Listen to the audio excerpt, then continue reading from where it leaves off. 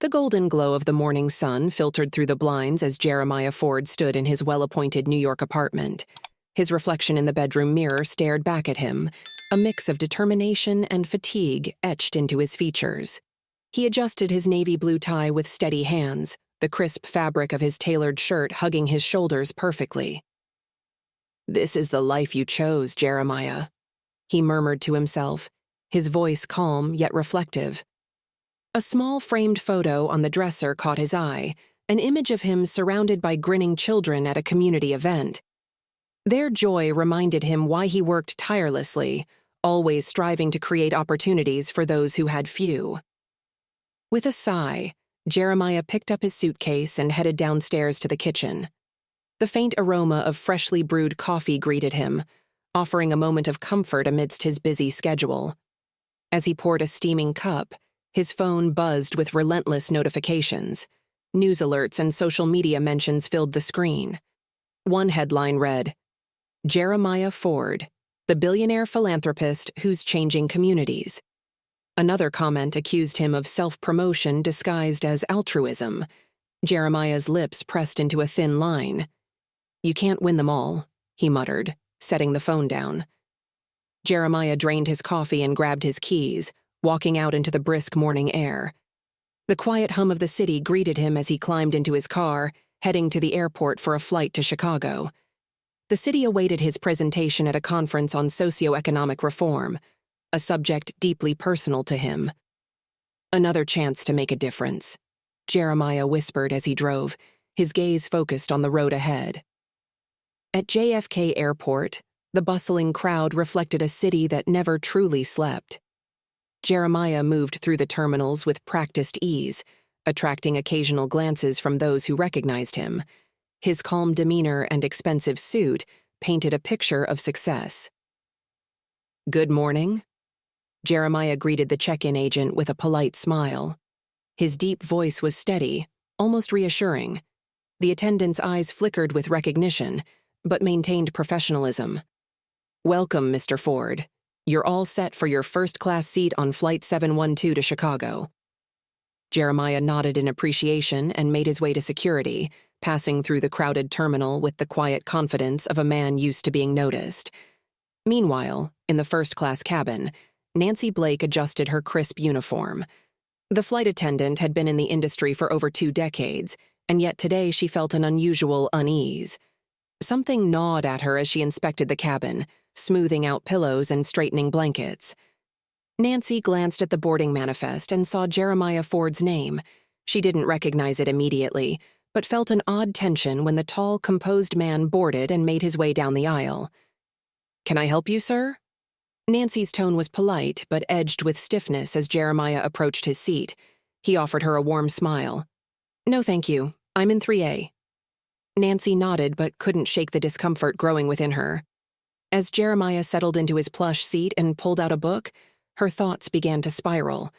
How could someone like him afford first class? She wondered, her outdated biases clouding her professionalism. The flight took off smoothly, the plane ascending into clear skies. Passengers settled into their routines, some scrolling on their phones, others lost in books or conversations. Nancy's unease only deepened as the hours ticked by. Her eyes darted toward Jeremiah's seat, and her mind conjured unfounded suspicions. Her movements became increasingly jittery as she served other passengers, her forced smile betraying the storm brewing inside her. Jeremiah, meanwhile, remained absorbed in his phone, responding to urgent emails. His brow furrowed slightly, the demands of his high-profile life weighing on him. As Nancy pushed the beverage cart down the aisle, she hesitated near Jeremiah's row. Her heart pounded as she forced herself to offer him a drink. "Would you like something to drink, sir?" she asked, her voice tense. Jeremiah glanced up, his calm brown eyes meeting hers.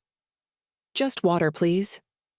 Nancy's hands shook slightly as she poured the water, the glass trembling as she handed it to him. "Thank you," Jeremiah said, his voice kind but firm. Nancy's tension reached a boiling point as she moved to the next row.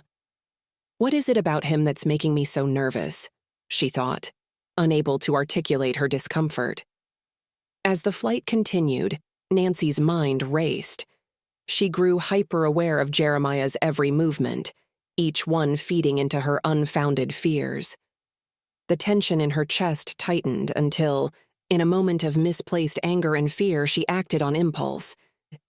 Jeremiah had leaned slightly to adjust his briefcase under the seat in front of him, and Nancy, walking past, felt a fleeting touch against her leg. It was so light and accidental that Jeremiah himself didn't notice. Nancy's reaction was immediate and visceral. She stopped abruptly, the tray of drinks wobbling in her hands, her face flushed with anger as she turned toward Jeremiah. "You!" she shouted, her voice shrill. The entire cabin fell silent as passengers turned to watch the unfolding scene. "How dare you touch me?" Jeremiah blinked in shock, his hand frozen midair as he had been reaching for his phone. "I didn't touch you," he said calmly, confusion evident in his tone. Nancy's accusation escalated as she pointed an accusing finger at him. "Don't you lie to me. I know what I felt." The tension in the cabin became unbearable as gasps rippled through the passengers. Some leaned forward in their seats to get a better view, while others whispered among themselves. Before anyone could process the situation, Nancy's hand flew through the air, landing a sharp slap against Jeremiah's cheek. The sound echoed in the cabin, a stark punctuation to the chaos unfolding. Jeremiah's head snapped to the side, but he remained seated, his composure unwavering. Slowly, he turned back to face Nancy, his dark eyes meeting hers with a calm intensity. "Ma'am," he said evenly, his voice cutting through the stunned silence. "I don't know what you think happened, but I assure you, I did not touch you." The cabin remained frozen, the weight of the moment pressing down on everyone. The silence in the cabin felt oppressive as Nancy stood frozen, her hand still raised in the aftermath of the slap. Her flushed face betrayed the anger and shame battling within her, while Jeremiah, calm and composed, sat motionless with a red mark blooming on his cheek. Passengers exchanged nervous glances, the tension palpable. An older gentleman in a crisp business suit leaned toward his seatmate. "What just happened?" he whispered, his voice barely audible. "Something about him touching her," the woman replied hesitantly.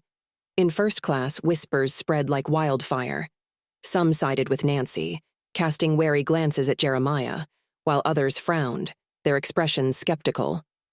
"Ma'am," Jeremiah repeated, his voice even and measured despite the gravity of the accusation. "I don't know what you think happened, but I assure you I didn't touch you."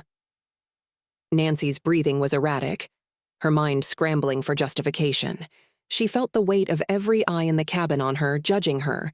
For years she'd carried herself with pride, projecting the image of a seasoned professional. But now, standing amidst the aftermath of her impulsive outburst, she felt exposed and small. "I know what I felt," she stammered, though her voice had lost some of its earlier conviction. Before Jeremiah could respond, a flight attendant named Lisa rushed forward. Lisa, a younger woman with sharp instincts, had been watching the scene unfold from the galley. She placed a gentle hand on Nancy's shoulder. "Nancy, why don't we step aside for a moment?" Passengers murmured louder as Lisa led Nancy to the front of the cabin. Jeremiah remained seated, his calm demeanor belying the storm brewing inside him. His fingers hovered over his phone as he considered whether to escalate the situation. A middle-aged woman sitting a row behind Jeremiah leaned forward, her voice low and concerned. "Are you okay, sir?" Jeremiah turned slightly, his expression softening as he nodded. "Thank you, ma'am. I'm fine." The elderly couple across the aisle exchanged glances. The husband leaned closer to his wife, whispering, "This doesn't sit right." "Did you see him do anything? He's been reading or on his phone the whole time?"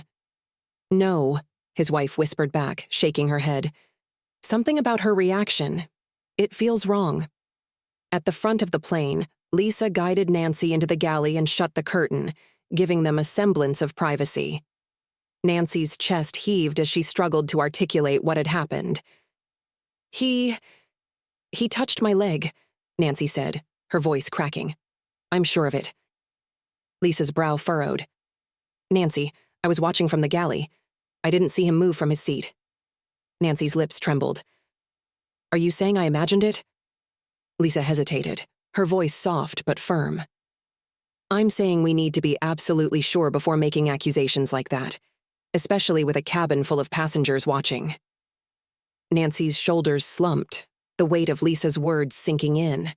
Deep down, a part of her wondered if she had overreacted.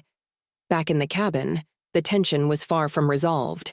Passengers continued to murmur, their opinions divided. People in positions of power think they can do whatever they want, a young woman muttered to her seatmate, her tone sharp. But what if he's innocent? The seatmate replied. We didn't see anything. Jumping to conclusions could ruin someone's life.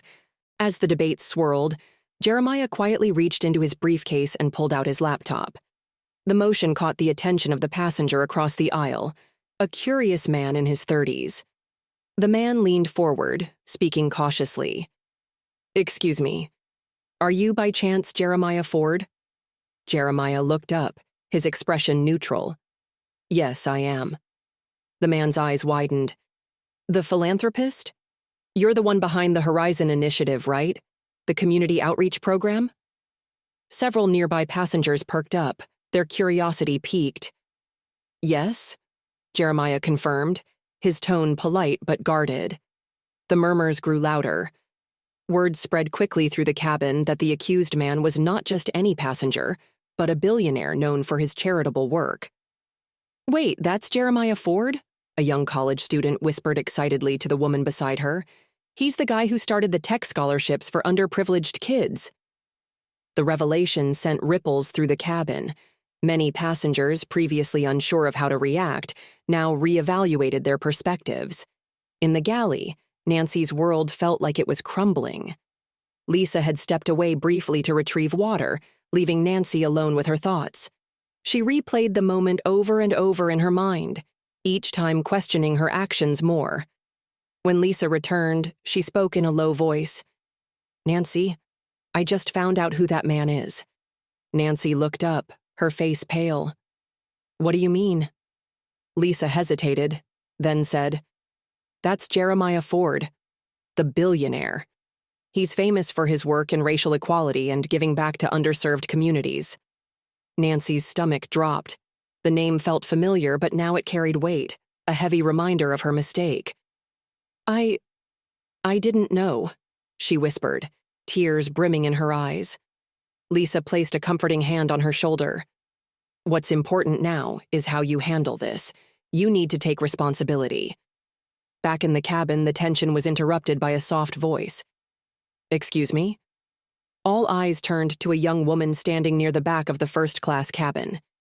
She looked nervous, her hands gripping the seat in front of her for support. My name is Emily, she said, her voice trembling. And I think this is all my fault. Nancy, who had just returned to the aisle, froze in place, her heart pounding. Emily took a deep breath and continued. Earlier, I dropped my book and bent down to pick it up. I think I accidentally bumped into the flight attendant's leg. I didn't realize it at the time because I had my headphones on. The cabin fell into a stunned silence. Slowly, the pieces began to fall into place for everyone. Nancy's face turned crimson as the weight of Emily's confession hit her. She turned to Jeremiah, her voice barely above a whisper. I'm so sorry, I made a terrible mistake. Jeremiah regarded her calmly, his expression unreadable. After a moment, he spoke. Thank you for apologizing. The simple statement held no malice, but it carried immense weight. Nancy felt tears spilling down her cheeks as the magnitude of her actions sunk in. Passengers began to murmur again, this time in tones of sympathy and reflection. Can you imagine being accused like that? One woman whispered to her seatmate. And staying so calm, the other replied. He handled it better than I would have. Across the aisle, a young man scrolled through his phone, pulling up an article about Jeremiah Ford's philanthropic work.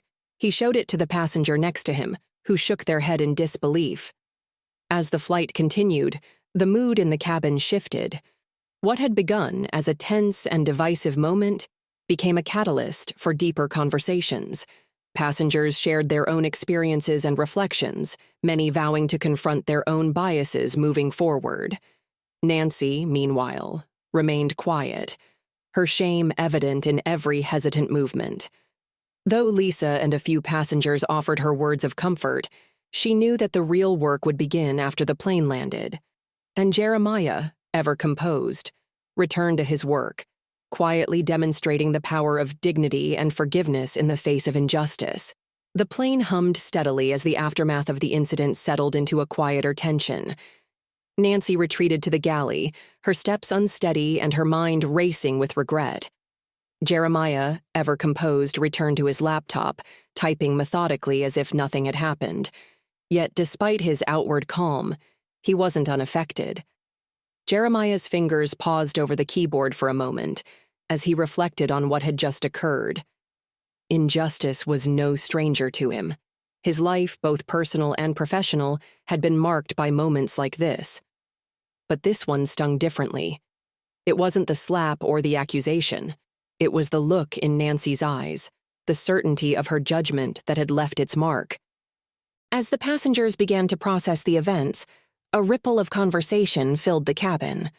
The young college student who had recognized Jeremiah leaned across the aisle to speak to the older woman sitting nearby. "I don't understand how someone like him, someone who's done so much good, can be treated like that," the student said, her voice heavy with frustration. The older woman nodded solemnly. "It's not about who he is. It's about what people see, or think they see. Prejudice blinds us to the truth."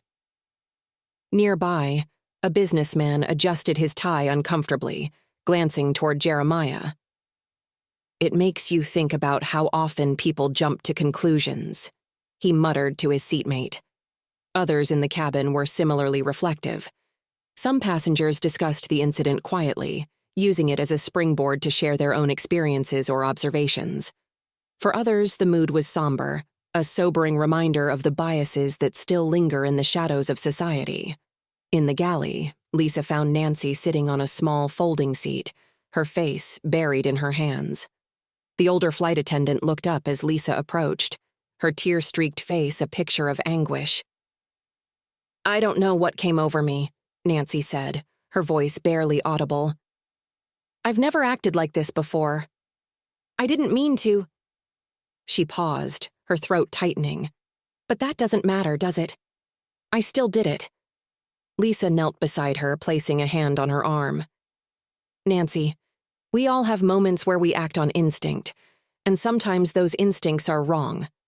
What matters now is what you do next."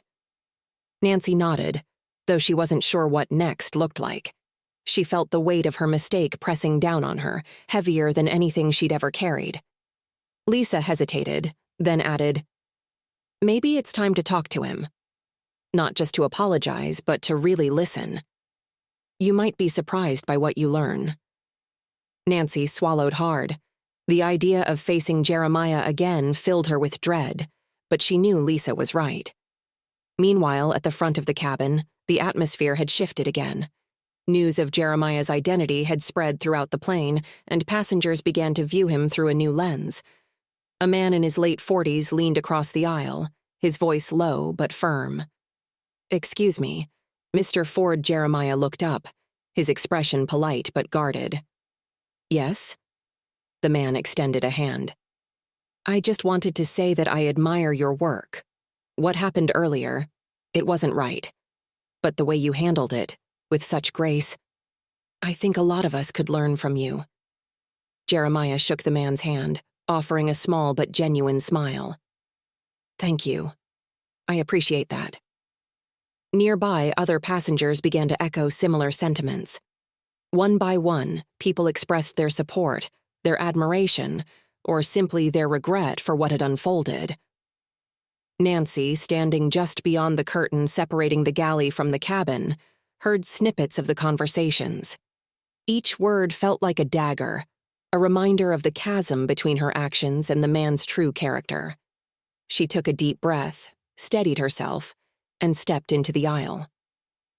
As she approached Jeremiah's seat, the murmurs in the cabin grew quieter. Passengers watched as she stopped a few feet away, her hands clasped nervously in front of her. "Mr. Ford," she began, her voice shaking. Jeremiah looked up, his gaze calm but unreadable. "Yes?" Nancy swallowed hard, her throat dry. I need to apologize. What I did earlier was wrong. So deeply wrong. I let my assumptions get the better of me and I acted without thinking. I'm ashamed of how I treated you." The cabin was silent now, every passenger hanging on her words. Jeremiah studied her for a moment before replying. "I appreciate your apology," he said, his tone measured. "But what matters more is understanding why this happened." Nancy's eyes filled with tears. "I wish I had an answer. I've always thought of myself as someone who treats people equally, but today—" She trailed off, her voice breaking. Jeremiah nodded slowly. "It's not easy to confront our own biases, but acknowledging them is the first step." Nancy wiped at her eyes, her voice barely above a whisper. "I want to do better. I need to do better." Jeremiah's expression softened slightly. "We all do." As the flight continued, the atmosphere in the cabin grew more introspective. Passengers engaged in quiet conversations, many reflecting on their own experiences and assumptions. "I've never thought about it like that," a young man admitted to the woman beside him. "How often do we judge people without even realizing it?" "Too often," she replied. "But maybe that's something we can all start changing." The elderly couple in the front row held hands as they spoke in hushed tones. "He's remarkable," the wife said, nodding toward Jeremiah. "To handle something like that with such grace, it's inspiring." Her husband squeezed her hand gently. "Maybe we should think about how we react to people too. It's never too late to learn." By the time the plane began its descent into Chicago, the mood on board had shifted once again.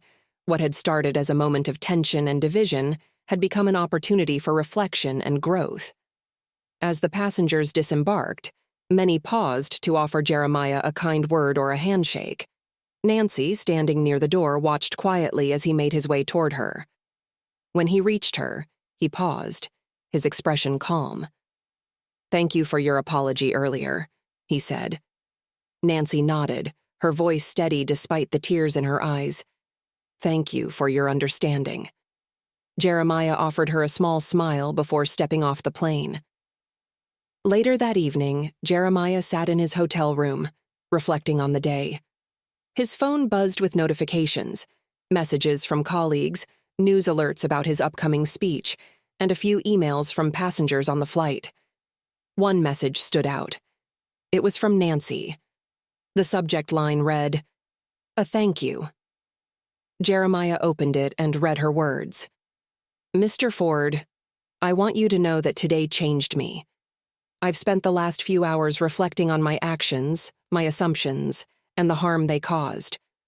I don't expect forgiveness, but I want you to know that I'm committed to being better, not just as a flight attendant, but as a person. Thank you for your patience, your grace, and your example." Jeremiah set the phone down, a faint smile on his lips. It wasn't the first time his presence had forced someone to confront their biases, and it wouldn't be the last.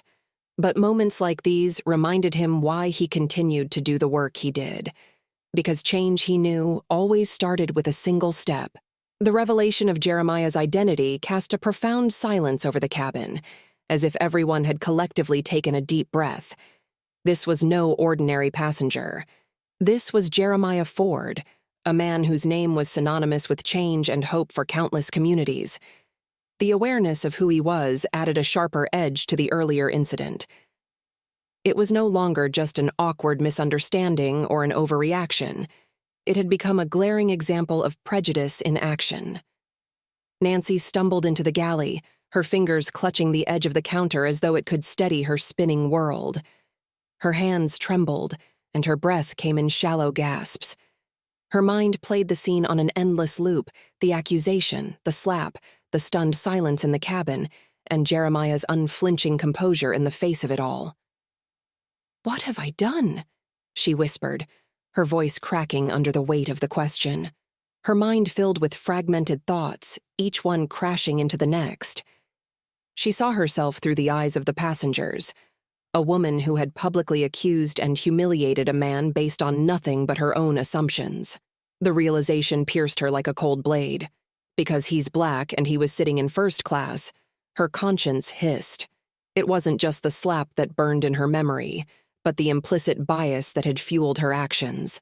Nancy pressed her palms to her face, trying to block out the world, but the truth was relentless.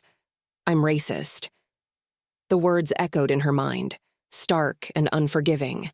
She had spent her life thinking of herself as a good person, someone who treated everyone equally. Yet, here she was, confronted by an ugly truth she could no longer ignore. She thought back to her childhood, to the offhand comments she'd heard at family gatherings, to the stereotypes subtly reinforced by her surroundings. How many of those had she absorbed without question? How many unconscious biases had taken root in her mind, only to emerge now in this horrifying way? Tears welled in her eyes as she considered the ramifications. How many people have I hurt without even realizing it? How many opportunities have I missed to grow, to be better? As she stood there, the weight of her guilt pressed down harder. She wanted to disappear, to undo everything, but the world didn't work that way. She knew she had to face Jeremiah, the passengers, and most importantly, herself. Yet the very thought filled her with dread. How do I make this right? The question hung unanswered in the silence of the galley. In the cabin, the atmosphere shifted as Jeremiah's identity spread like wildfire. The murmurs grew louder, fueled by the whispers of passengers sharing tidbits about his accomplishments. "Did you know he started that tech scholarship program for underprivileged kids?" one passenger said, their voice filled with awe. "Yeah, and wasn't he behind that community center in Chicago? It's helped so many families," another chimed in. For those who had judged Jeremiah silently when Nancy accused him, shame crept in. Their initial thoughts, born of similar biases, now weighed heavily on their conscience. Jeremiah, however, remained seated, his posture calm, his attention on the passing clouds outside the window. Nancy, still in the galley, overheard the passengers' discussions. Every word about Jeremiah's achievements deepened her regret. He's not just a good man. He's extraordinary. And I treated him like a criminal. As she stepped out of the galley to resume her duties, heads turned. The whispers didn't stop. Instead, they took on a different tone. Judgment, disappointment, and perhaps even pity. "Imagine accusing someone like that," a woman muttered to her seatmate. "And to slap him," the seatmate replied, shaking their head. "It's disgraceful." Nancy's chest tightened as she heard their words. She couldn't blame them. If she were in their position, she'd think the same. Her hands trembled as she poured water for a passenger. She glanced at Jeremiah, who seemed unbothered by the commotion, his attention fixed on his laptop. The image of his serene composure only amplified her guilt. "I don't deserve his forgiveness," she thought. When the flight attendants gathered in the galley to prepare for landing, Nancy found a moment of stillness. She leaned against the wall, her mind racing. She imagined the aftermath, the investigation, the inevitable news coverage. Will I lose my job? Will I be arrested? Will my family disown me? The possibilities swirled in her mind, each one more terrifying than the last. Closing her eyes, she thought of Jeremiah. His calm response hadn't just been about maintaining composure, it was a statement. He could have lashed out, demanded justice in the moment, or escalated the situation. But he hadn't. That, more than anything, left an impression on her. It showed a strength of character she couldn't ignore. "I have to apologize," she resolved, though the very idea made her knees weak. Words felt inadequate for the depth of her mistake. Yet, an apology was the only place to start. Nancy stood silently by Jeremiah's seat, the weight of her apology hanging heavily in the space between them. Tears continued to stream down her face, no longer fueled solely by shame, but now mixed with a glimmer of hope and the burden of regret. Jeremiah's calm, steady gaze remained on her, unreadable yet piercing. As seconds stretched into what felt like minutes, Nancy took a shaky breath. She wanted to say more, to somehow undo the harm her actions had caused, but the words wouldn't come. Instead, she stood there, vulnerable and exposed, waiting for his response. The other passengers watched in silence, their earlier judgment now tempered with an undeniable tension. Jeremiah finally spoke, his tone low but deliberate. "Acknowledging your mistake is the first step," he said. "But the real work begins after this moment." His words carried weight, not just for Nancy but for everyone listening. His voice didn't hold anger, only a solemn sincerity that made it clear he wasn't just addressing her. He was addressing something far larger. Nancy nodded, swallowing the lump in her throat. "I understand," she whispered, though she wasn't sure if she entirely did yet, but she wanted to. For the first time in her life, she truly wanted to understand what had driven her actions and how she could change. Her hands trembled at her sides, and she wiped at her tears as quietly as she could. The plane began its descent, the cabin filling with the faint hum of engines and the sound of passengers preparing for landing. Nancy stood there for another moment, then finally stepped back, returning to the galley with unsteady steps. Her heart pounded in her chest, but amidst the shame and fear, she felt a faint flicker of resolve. Jeremiah had shown her a kindness she didn't deserve, but she intended to honor it. In his seat, Jeremiah adjusted his laptop, his thoughts churning beneath his composed exterior. Moments like these were far too familiar. He had faced prejudice in countless forms, from subtle slights to overt accusations. Yet each time it stung anew. It wasn't the actions themselves, but the underlying assumptions they revealed about how the world saw him, and others like him. He closed his laptop, staring out the window as the city of Chicago came into view beneath the descending plane. For Jeremiah, this incident was more than an unfortunate misunderstanding. It was a reminder of the urgency of his work. The very biases that had led Nancy to her actions were the same forces he sought to dismantle through his foundation. But sitting here, in the quiet of his own thoughts, he couldn't help but wonder how much progress could truly be made in one lifetime. The weight of that question pressed against his chest as the plane touched down with a gentle thud. As the passengers filed off, Jeremiah remained seated, letting the others pass while he gathered his belongings. Many paused as they walked by, offering him quiet words of support or apologetic glances. He responded to each gesture with a small nod or a polite smile, his demeanor as steady as ever.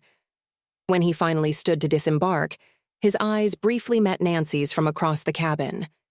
She stood near the exit, her posture stiff but determined, her hands clasped tightly in front of her. As he approached, the air between them seemed to thicken. Nancy's throat felt dry, but she forced herself to speak. "Mr. Ford," she began, her voice barely above a whisper, "thank you for your kindness. Your words earlier. They've given me a lot to think about. I'm truly sorry." Jeremiah nodded, his expression softening just slightly. "Remember, Nancy," he said, his voice calm but firm, "what you do next matters most. This is your chance to change." With that, he walked past her and out of the plane, leaving her to absorb his words. Nancy stood there for a moment longer, watching him disappear into the terminal. The enormity of what had happened and what lay ahead settled over her like a heavy blanket. But beneath the weight of her shame, she felt the faintest spark of hope. For the first time in her life, she understood that acknowledging her biases was only the beginning. The real work, learning, growing, and doing better, was just starting. She wiped her eyes one last time and turned toward the terminal, ready to face whatever consequences awaited her. Whatever happened next, she vowed to herself, would be different. This mistake would not define her, but rather serve as the catalyst for the person she wanted to become. Nancy left the aircraft with trembling steps, the sounds of the airport bustling around her. Each step away from the plane seemed to amplify the weight of her actions, but Jeremiah's words echoed in her mind. What you do next matters most. They weren't just words of forgiveness. they were a challenge. A reminder that she held the power to decide what came next. The terminal stretched out before her, a vast, impersonal space filled with travelers hurrying to their next destination. Nancy walked aimlessly, her uniform feeling unusually constrictive, as if it were a tangible reminder of her mistakes. She found a quiet corner near a row of empty seats and sank into one, clutching her phone in her hand. She stared at the blank screen for a long moment, her reflection staring back, her eyes puffy and red from crying. She opened a search engine and hesitated before typing, Jeremiah Ford Foundation. The results were overwhelming, a long list of news articles, videos, and profiles detailing Jeremiah's countless philanthropic efforts. Each headline seemed to glow with praise. Tech Mogul funds community programs in Chicago. Jeremiah Ford's mission to bridge inequality. The billionaire who chose compassion over profit. Nancy clicked on one at random, a video interview of Jeremiah discussing a program he'd launched to support education in underfunded schools. As she watched, her chest tightened. His voice was steady and kind as he explained his philosophy. It's not enough to say you want to make a difference. You have to put in the work even when it's uncomfortable. Real change means listening to voices you've never heard before and admitting where you've been wrong. The words struck her deeply, making her feel both small and inspired. She sat there, letting the video play until the end, her heart heavy with guilt but also determination. Closing her phone, she resolved to do more than just think about her actions. She needed to take the first step, even if it terrified her. Nancy opened her phone's browser again and navigated to the Foundation's volunteer page. Her fingers hovered over the application form, the weight of the moment almost paralyzing her. When she finally began typing, her hands shook. Reason for volunteering. She paused, her heart racing. What could she possibly say that wouldn't feel hollow or self-serving? After a moment, she started typing slowly. I recently made a mistake that forced me to confront biases I didn't realize I had. I want to learn and grow, and I believe that volunteering with your foundation is a chance to not only make amends, but also become a better person. She hit submit before she could overthink it. For a moment, the anxiety surged, but then a small sense of relief crept in. It wasn't enough, not by a long shot, but it was a start. And for the first time since the incident, Nancy felt like she was moving in the right direction. Jeremiah walked briskly through the terminal, his mind racing.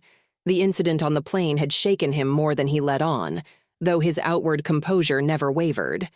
It wasn't the first time he'd encountered such blatant prejudice, and it likely wouldn't be the last. But something about Nancy's apology lingered with him. He'd heard many apologies over the years, some genuine, others hollow. Nancy's, though clumsy and raw, had felt sincere. He could see the shame in her eyes, the trembling resolve in her voice. For someone like Jeremiah, who had spent his life advocating for understanding, that willingness to acknowledge one's mistakes was a glimmer of hope. As he reached the baggage claim, Jeremiah's phone buzzed with a flood of notifications, emails, news alerts, and messages from colleagues. One headline caught his attention. Jeremiah Ford, once again, exemplifies grace under fire. He shook his head slightly, scrolling past it. The media always found a way to sensationalize things, but this wasn't a moment he wanted defined by headlines. The incident wasn't about him. It was about something much larger. It was about the countless microaggressions, stereotypes, and assumptions people of color faced daily. It was about a system that allowed biases to flourish unchecked. Jeremiah's focus wasn't on his own experience, but on how to turn moments like these into opportunities for change. He pocketed his phone and grabbed his suitcase, heading for the exit. Outside, the crisp Chicago air greeted him, a sharp contrast to the stale cabin air he'd left behind. A car waited for him, and as he settled into the back seat, his thoughts drifted to the speech he would deliver the next day. Jeremiah had been invited to speak at a major conference on equity and inclusion, a subject that had defined much of his life's work. The incident on the plane only reinforced the urgency of his message. he would address it indirectly, using it as a lens through which to examine the broader issue of unconscious bias. Months later, Nancy's life had transformed in ways she hadn't anticipated. The memory of her encounter with Jeremiah was no longer a source of shame, but a catalyst that had pushed her to confront the biases she had ignored for too long. Her volunteer work at the Jeremiah Ford Foundation had become a central part of her life, filling her days with purpose and new perspectives. The first few weeks had been intimidating. Nancy had walked into the community center with trembling hands, feeling out of place and undeserving. But the staff and volunteers welcomed her warmly, never judging her for her past mistakes. Slowly, she began to find her footing, throwing herself into every task with an eagerness that stemmed from both guilt and a genuine desire to help. One afternoon, as Nancy helped a group of teenagers with their resumes, she caught herself smiling. The interactions felt natural now, and she no longer hesitated when faced with situations that once would have made her uncomfortable. She listened to the teens' stories, learned about their challenges, and realized how much she still had to unlearn. Jeremiah often visited the center, and though their interactions were brief, Nancy felt a quiet sense of pride whenever she saw him. He had given her a second chance, not through direct forgiveness, but by showing her the importance of change. Every time she saw him speaking with the community, she felt inspired to keep pushing herself further. One evening, as the sun dipped low over the city, Nancy stayed late at the center, helping to organize donations. Jeremiah approached her, his steps deliberate but unhurried. "You've come a long way, Nancy," he said, his tone warm but thoughtful. Nancy straightened up, wiping her hands on her jeans. "Thank you," she said, her voice soft but steady. "I've learned so much here, more than I ever thought possible." Jeremiah nodded, his gaze steady. "That's the beauty of growth. It's not always comfortable, but it's always worth it." Nancy felt a swell of gratitude. She still had a long way to go, but she knew she was on the right path. As the weeks turned into months, Nancy's commitment to the foundation grew deeper. She threw herself into the work, finding solace and purpose in the tasks that had once intimidated her. Sorting food donations, tutoring children, assisting elderly residents with paperwork. Each small act felt like a step toward redemption. But more importantly, it was a step toward understanding. She began to forge connections with the people she met at the community center. There was Tyrone, a young man trying to balance 2 part-time jobs while studying for his GED. Nancy admired his determination and often stayed late helping him refine his resume. Then there was Mrs. Johnson, a widow in her 80s who came to the center every week for help navigating confusing medical forms.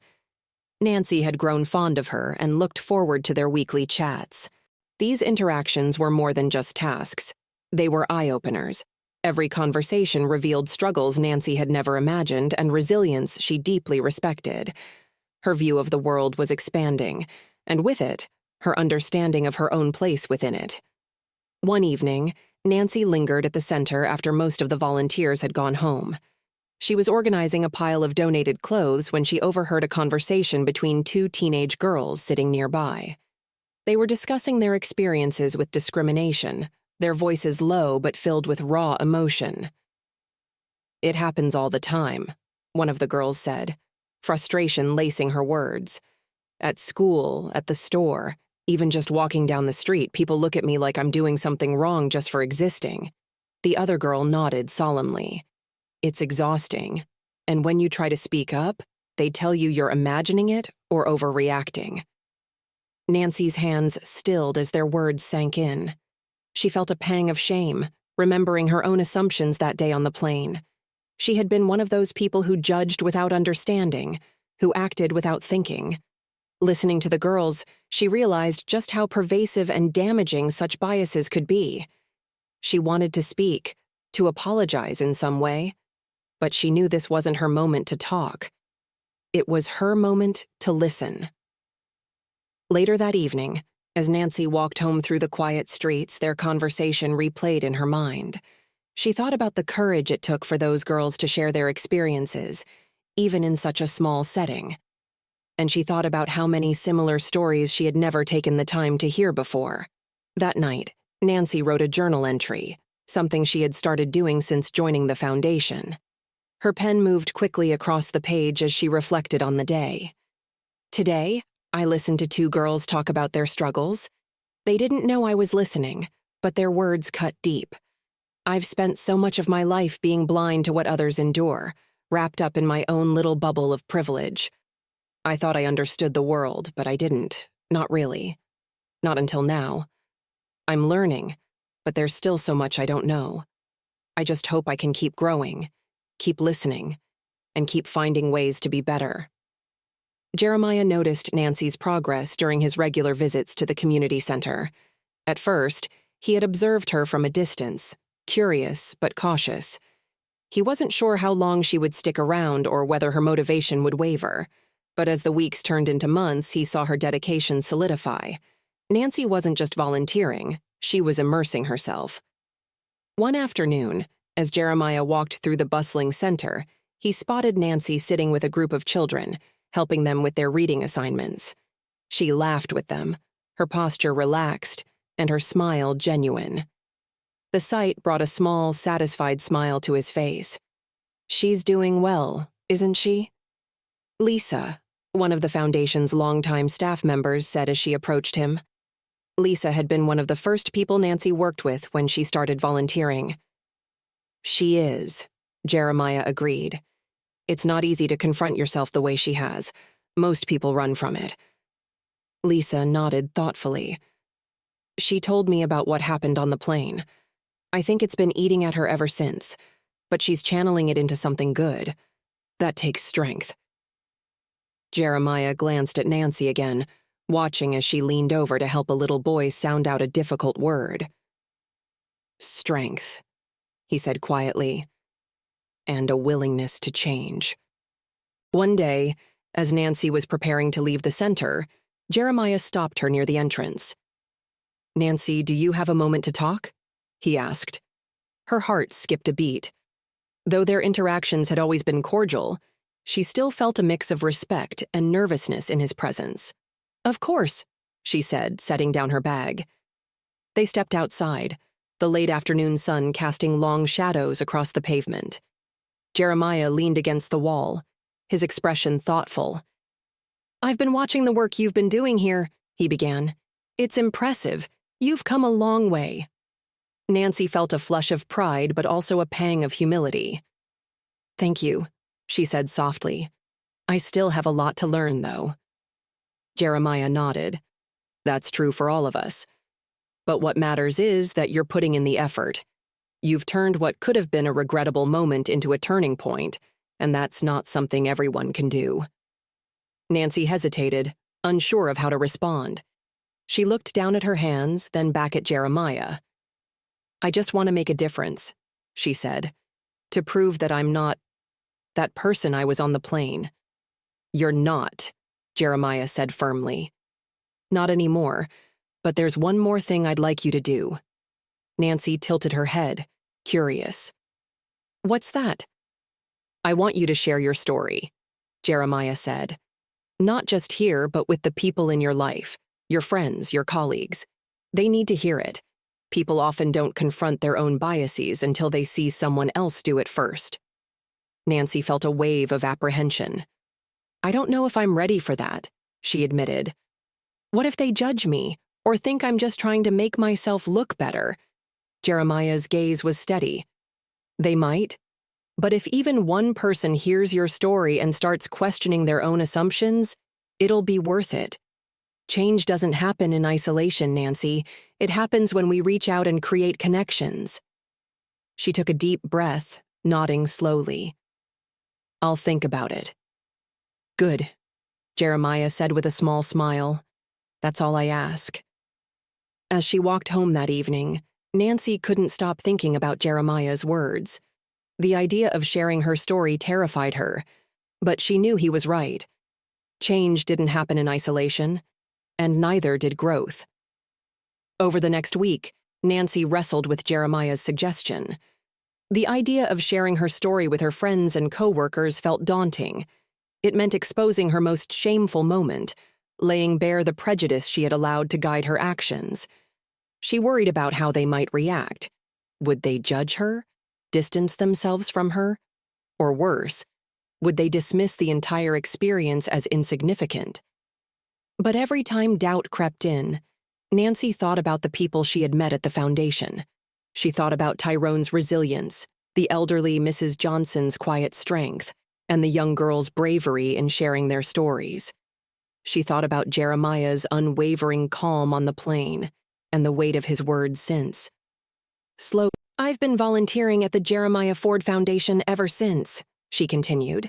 It's helped me see the world, and myself, differently. But I know I still have a long way to go. Another colleague, Mark, frowned thoughtfully. I have to admit, Nancy, I'm surprised you're sharing this. Most people wouldn't admit to something like that. Nancy managed a small, humorless smile. Trust me, it's not easy. But if there's one thing I've learned, it's that staying silent doesn't help anyone. If we don't talk about these things, we'll never change. The conversation gradually shifted, with her friends sharing their own experiences and reflections. Some admitted to moments when they had made assumptions about others, while others expressed a newfound awareness of how easily bias could go unnoticed. By the end of the evening, the atmosphere in the room had transformed. It wasn't just about Nancy anymore. It was about all of them. As her friends left, Sarah lingered by the door. You were really brave tonight, she said, giving Nancy a hug. I think you're going to inspire a lot of people. Nancy smiled, her nerves finally settling. I hope so, she replied, because I know how much this has changed me. At the foundation, Nancy began to notice a shift in how she approached her work. She wasn't just completing tasks anymore. She was actively seeking opportunities to connect with others and learn from their experiences. Her curiosity deepened, and so did her empathy. One afternoon, she sat with Tyrone as he shared his story. It's not easy, he admitted, his voice quiet but steady. People see where I come from and they think they know me. They think I'll end up in trouble like some stereotype. But they don't see how hard I'm working to change that. Nancy listened intently, her heart aching for him. You're incredible, Tyrone, she said. The way you keep pushing forward even when it's hard, it's inspiring. He gave her a shy smile. Thanks, Ms. Nancy. That means a lot. Their conversation stayed with her long after she left the center that day. She thought about how easy it was for society to reduce people to labels, to ignore their complexity and humanity. It was something she had done to Jeremiah, and something she was determined never to do again. One evening, Jeremiah called a meeting with the foundation's volunteers and staff. The room buzzed with quiet anticipation as everyone gathered, curious about the purpose of the meeting. Nancy sat near the back, her notebook in hand, ready to take notes. Jeremiah stood at the front, his presence commanding yet approachable. He began by thanking everyone for their dedication to the Foundation's mission. Then, his tone shifted, becoming more serious. I want to talk about why this work is so important, he said. Every day, we see the impact of inequality, whether it's in education, housing, or simple human interactions. These issues aren't abstract. They're real, and they affect real people.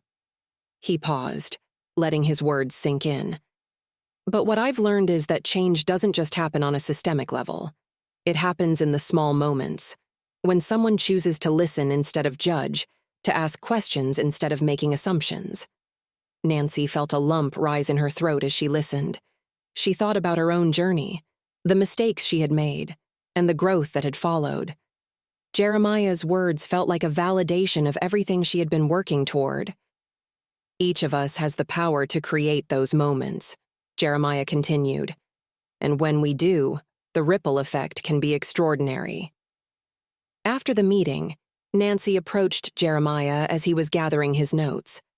That was a powerful speech, she said, her voice tinged with emotion. Jeremiah looked up, offering her a small smile. Thank you, Nancy. I meant every word.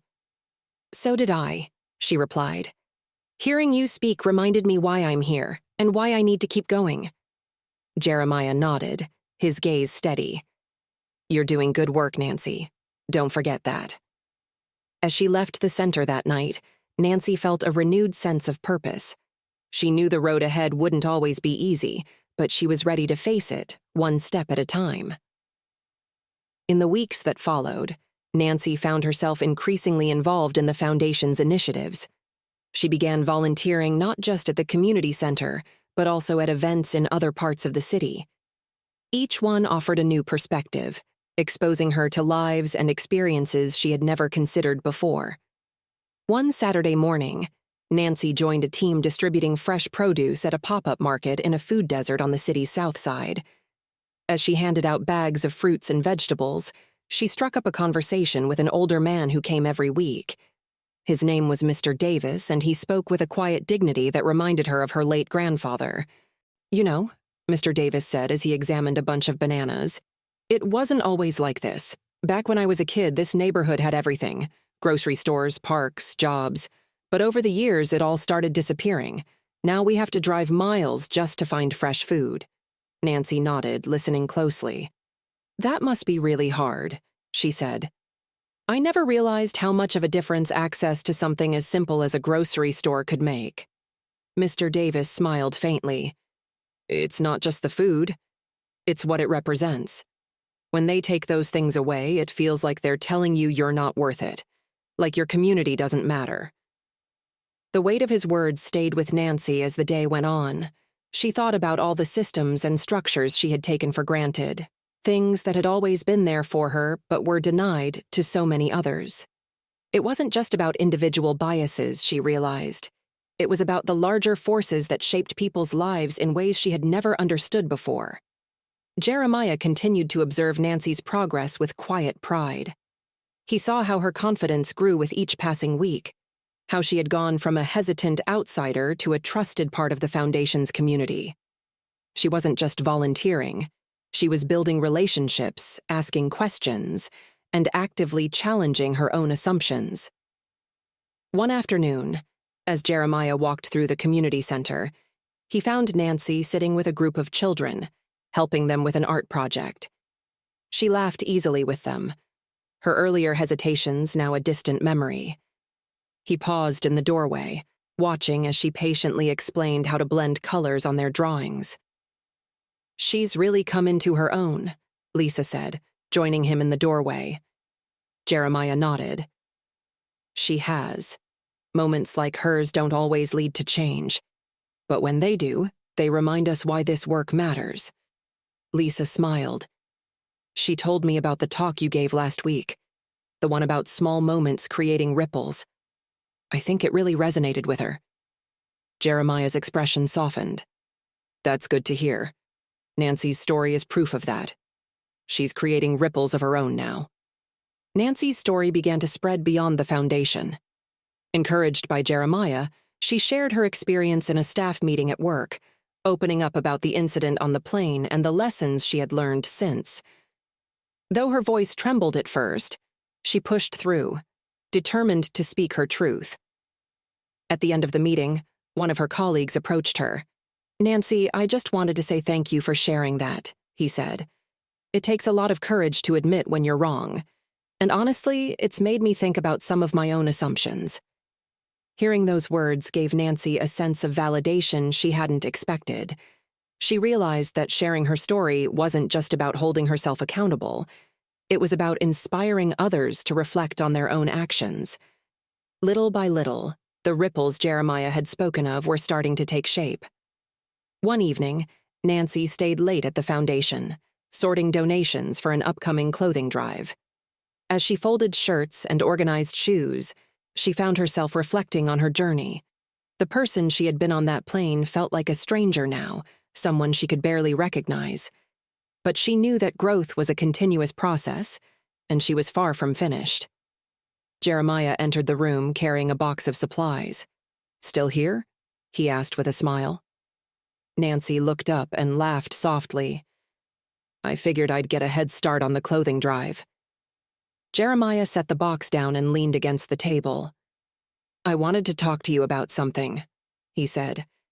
"We're planning an event next month, a community forum on addressing unconscious bias. I think your story could make a powerful impact. Nancy's eyes widened. You want me to speak? In front of a crowd? Jeremiah nodded.